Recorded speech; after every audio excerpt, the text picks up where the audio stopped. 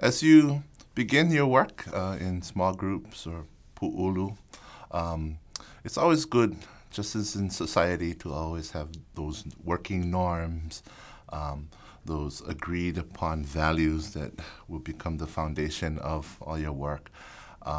In our Hawaiian culture, the term for value is loina.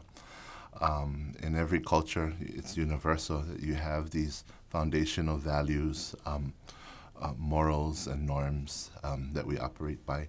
And so we offer just a few for a'okumu. These are certainly are pillar values for many of us, and perhaps you can start to equate them to those values and norms that you're already accustomed to. One of the norms that we would like to suggest and offer to you is a simple term, pilina. Pili in our language means to adhere, to stick to. Pilina, therefore, is that which bonds or brings you together.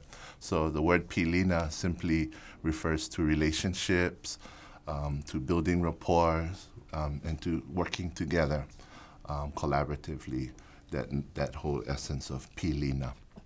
And we hope that with the support of the other values that we will offer, that it would begin to help you form that pilina as you start your work together. Another important loina Hawaii that we like to share is ma'e ma'e. And ma'e ma'e can be translated as cleanliness, to be clean in all the things that you do. As a teacher, you want to be clean in makokau with your curriculum. You want to be clean in how you teach it. You want to be clean in the classroom. You want your students to be clean. And a basic one that it can be easily applied to is food. When people prepare food, you always want to be clean. You always want to have clean hands, clean clothes. You don't want to go in with dirty kind of stuff because that ends up messing up a lot of the food. And so in traditional mana'o, and it goes the same with your thoughts as well, things that are inside. So to be ma'e ma'e isn't only a physical cleanliness, but it's also a spiritual and an inner cleanliness. When you come to school as an educator and you're working in a group, you come with clean intentions, clean na'au and clean mana'o, and that always makes it for a better recipe for success. This next loina, pronounced kulia. Kulia is a very good word.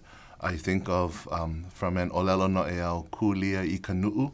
It was a mantra and motto of one of our li'i, our monarchs, Queen Kapi'olani, the wife of King Kalakaua. And there are many levels to the translation and interpretation of that motto. But even today, we often hear that motto, and it was one sometimes associated with some of our other ali'i or rulers, to always strive for the highest. Kulia I kanu'u. Kulia literally means to strive to attain excellence and to be the best that you can be. And as shared in some of our other olelo no'eau, as we look at the little currents and the larger currents, as we strive to be experts and to go deep, those olelo no'eau again reinforce this notion of excellence and to be the best and always give our best in what we do. Kulia. And so as you begin to strive to be your best, you model that for the students that you expect that same value and norm from. Kulia. Another very important loina Hawaii that is unique to Hawaii is the word aloha. And aloha is often tossed around loosely as, to love or to say hi and bye. But aloha really is that deep respect and that deep love and passion that you share as a teacher and that you have to educate the youth.